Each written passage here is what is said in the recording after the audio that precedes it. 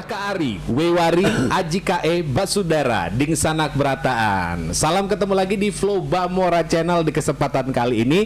Di kesempatan yang luar biasa, Flow Bamora selalu menghadirkan narasumber-narasumber yang luar biasa, termasuk di kesempatan hari ini.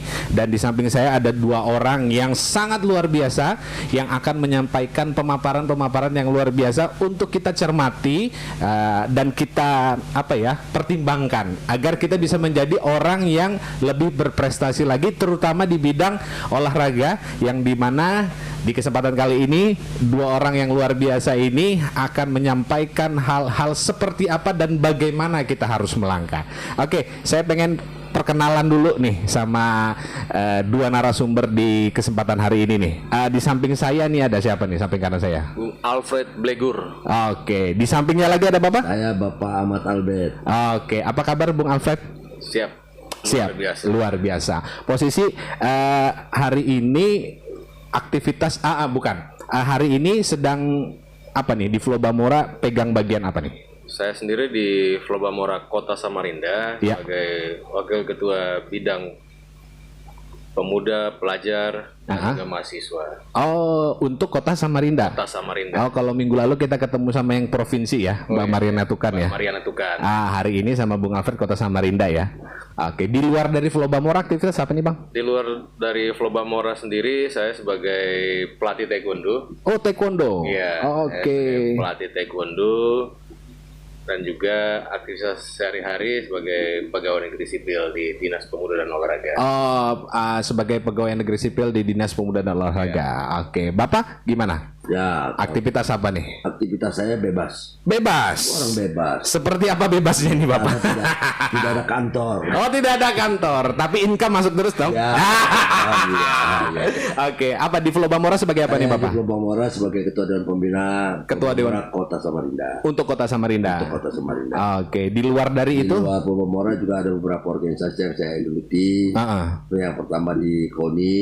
Oh, di KONI. KONI Provinsi Kalimantan Timur sebagai wakil sekretaris umum 3. Sekretaris Umum 3. Ya, wakil sekretaris umum 3. Kemudian ada juga di organisasi Gerakan Pramuka. Oh, Pramuka. Juga ada Kota Samarinda sebagai wakil ketua. Membidangi pembinaan orang dewasa. Pembinaan orang dewasa. Secara umum lagi saya memang orang partai kan. Oh, begitu. Nah, ini nanti kita sesi berikutnya ya soal partai ya. Saking bebasnya banyak ya Bapak dipegang. Bebas ya, bebas. Oke, tapi Bapak hari ini udah bikin apa aja di aktivitas di luar Flow Bamora? Dari tadi saya dengarkan di KONI ya. Dari KONI sendiri apa hal yang menurut Bapak sudah luar biasa yang Bapak sudah lakukan? Ya, di KONI Kalimantan Timur memang saya kira untuk pembinaan atlet itu sudah luar biasa. Oke. Luar biasa.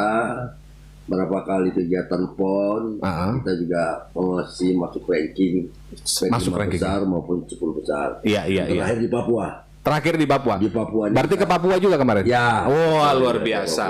Iya. Dan peringkatnya 7 besar, tetapi prestasi cukup menggembirakan. Walaupun peringkat di bawah, tetapi kita masih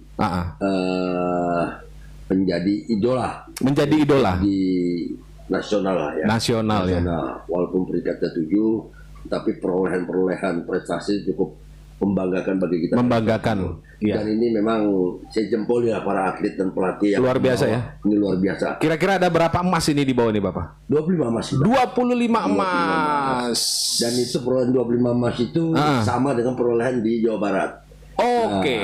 Nah, cuma ini kan ada perbedaan antara Jawa Barat, PON Jawa Barat PON 19 ya. dengan PON di Papua PON 20-nya ada perbedaan. Perbedaannya di mana itu? Perbedaannya adalah di jumlah cabur yang dipertandingkan. Di Papua lebih banyak. Di Papua lebih sedikit. Oh, lebih sedikit. Di Papua lebih sedikit. Di Papua lebih sedikit. Di Papua itu kita hanya mengikuti 32. 32 cabur, sedangkan di Jawa Barat itu kita 41. Oke. Artinya prestasinya boleh ya. Jadi tidak menurun, tetapi kita menjadi idola lah untuk secara nasional. Iya, itu kalau ibarat lagu itu malaikat juga tahu siapa yang jadi pemenangnya. Asik. Bung Alfred sendiri gimana melihat PON 2020 yang baru saja kita selesai laksanakan?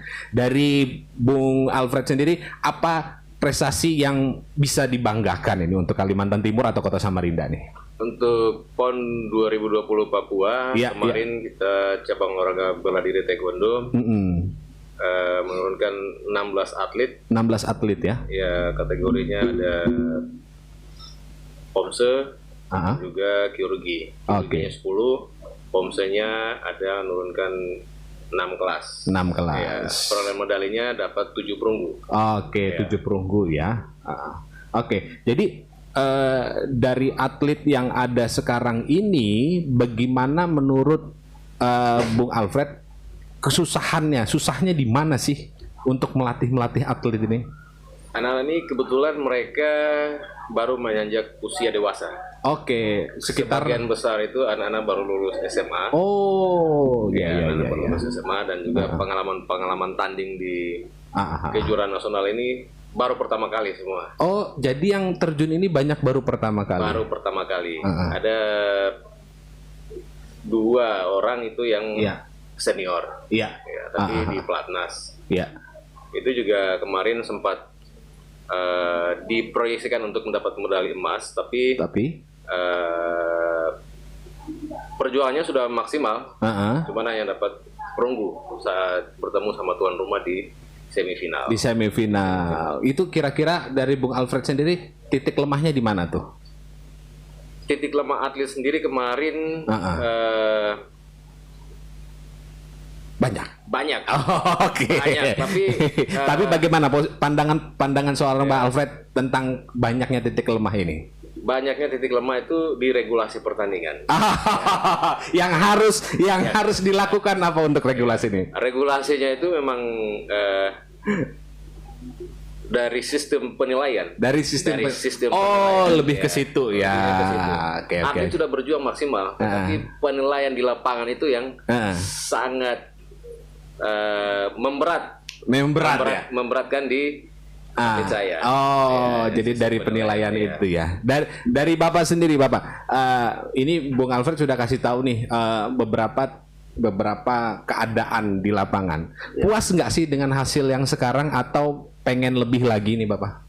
Ya, kalau dikatakan puas, ya harus puas. Harus puas. Ya, kalau kita mau lebih prestasi, memang itu yang keinginan kita bersama. Iya. Tetapi perjuangan para atlet di PON 20 di Papua ini sudah cukup.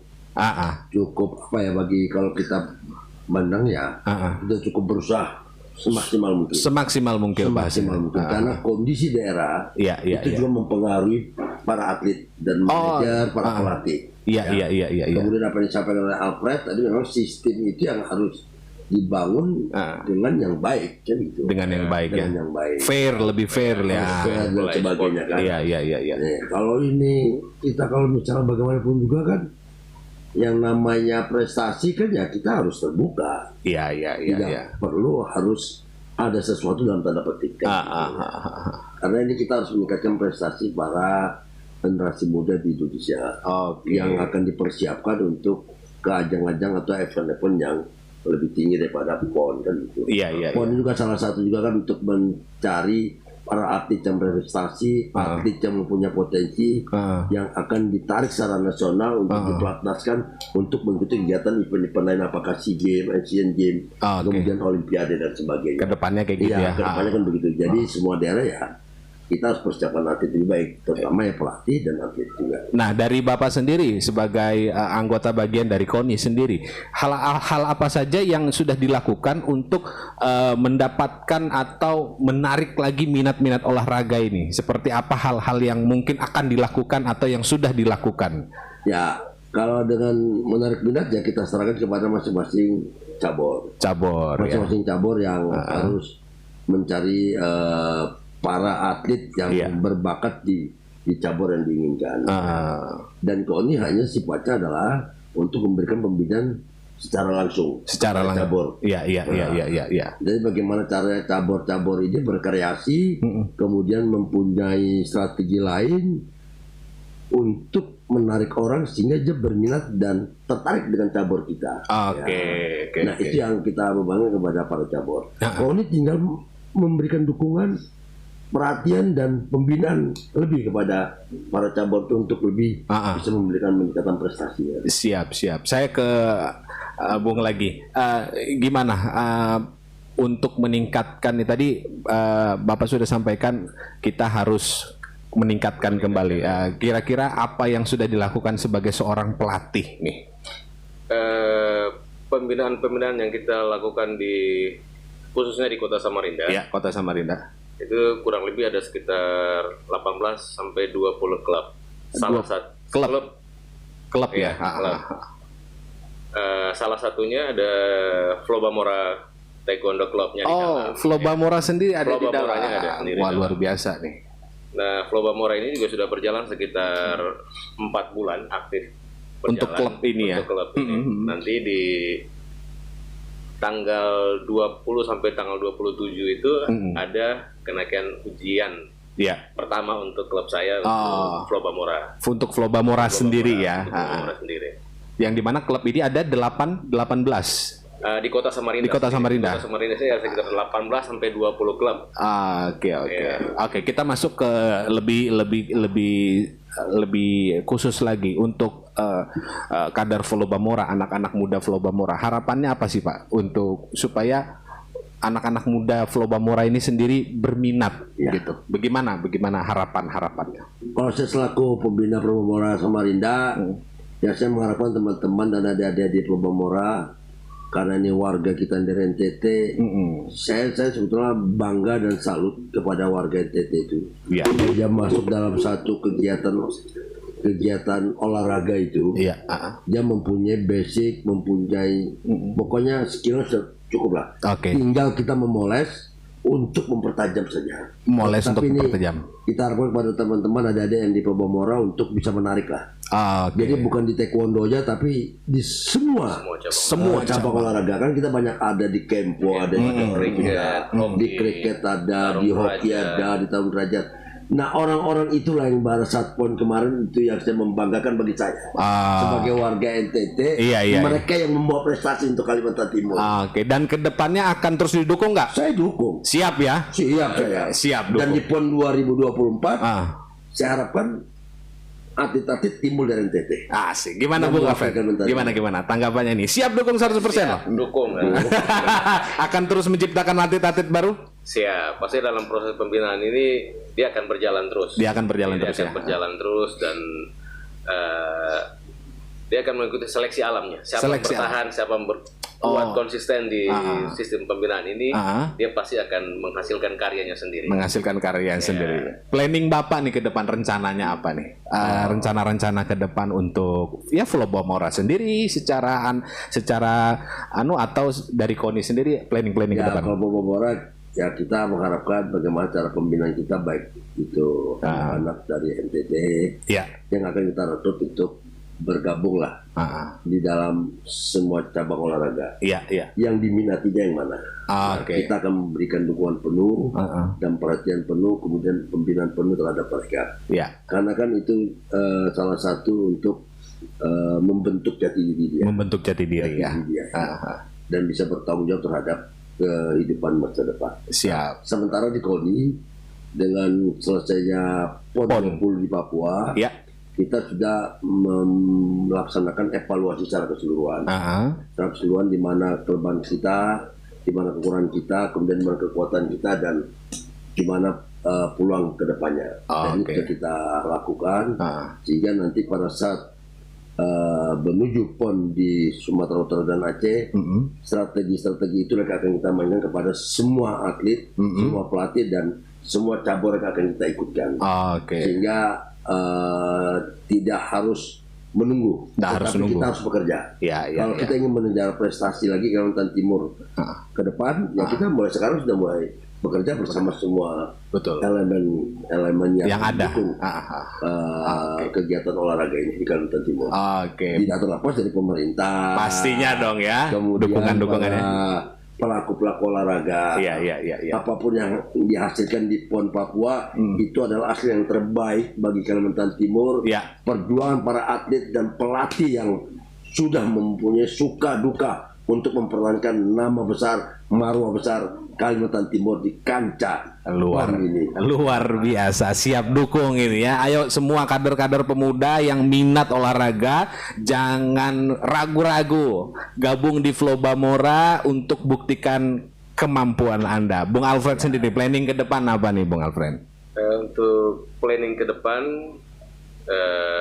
sistem pembinaan akan kita tingkatkan lagi. Oke, ditingkatkan ya. Setelah itu pembinaan di klub-klub itu akan kita buat sedemikian rupa sehingga dapat menarik minat bakat dari putra putri Flow Bamora yang akan masuk ke dalam klub taekwondo Flow Bamora. Oke, klub taekwondo ya. Oke, nah terus mungkin apa ya, punya sedikit himbauan enggak buat anak-anak muda nih yang saat ini anak muda banyak terlena dengan kenyamanan dan keadaan. Bung Alfred punya himbauan nggak nih untuk anak-anak muda yang di luar yang punya bakat di taekwondo, kempo, tarung derajat, hoki dan juga yang lainnya di Flow Bamora punya tempatnya di sini. Asik. Flow Bamora punya tempatnya di sini. Flow Bamora punya tempat tuh. Untuk menyalurkan bakat-bakat anak-anak. Siap. Jadi jangan ragu, jangan minder. Datang ke sini. Bergabung ke Flow Bamora. Datang sudah ya. Datang ke Flow Bamora untuk disalurkan ke tempat-tempat yang mana anak-anak muda itu suka. Iya. Anak-anak gimana? Anak-anak kalau orang tuanya suka. Anak-anak yang anak-anak SMP, SMA atau SD gitu. Anak-anak SD, anak-anak SMP boleh ikut nggak? Boleh gabung? Boleh ikut. Mulai dari 4 tahun sampai dari 4 tahun? 4 tahun sudah bisa. Kita ada pembinaannya dari khusus di taekwondo. Dia ada prakadet, kadet, junior, dan juga senior pembinaannya ada. Pembinaan dari semua. Pembinaannya itu ada. Jangan ragu. Karena dengan olahraga ini bisa meningkatkan kualitas hidup dan masa depan. Nah, itu paling terpenting. Ada goalnya ya. Ada goalnya. Bapak sendiri himbauan buat anak muda nih apa nih Bapak? Muda, ya apapun yang diinginkan, silakan bergabung di Flow Bamora. Flow Bamora terbuka. Kita siapkan semua sarana pendukungnya untuk meningkatkan prestasi dia. Yang paling penting adalah dengan berolahraga berarti semua badan kita sehat, kemudian kita segar bugar dan memiliki jati diri untuk kedepannya, pembentukan jati diri yang tepat dalam pembinaan olahraga ini. Nah, tidak usah ikut yang lain, bergabung di olahraga, prestasi menunggu anak muda semua untuk marwah Kalimantan Timur. Mantap, jangan ragu-ragu lagi. Dua orang di samping saya ini siap untuk mengkader atau melatih atau mendukung supaya anak-anak muda lebih mantap lagi. Pas di hari ini. Artinya saya Bang Alfred di taekwondo, kalau saya ini selaku ketua cabur juga. Ketua cabur drum band. Drum band. Kemudian ketua harian anggar.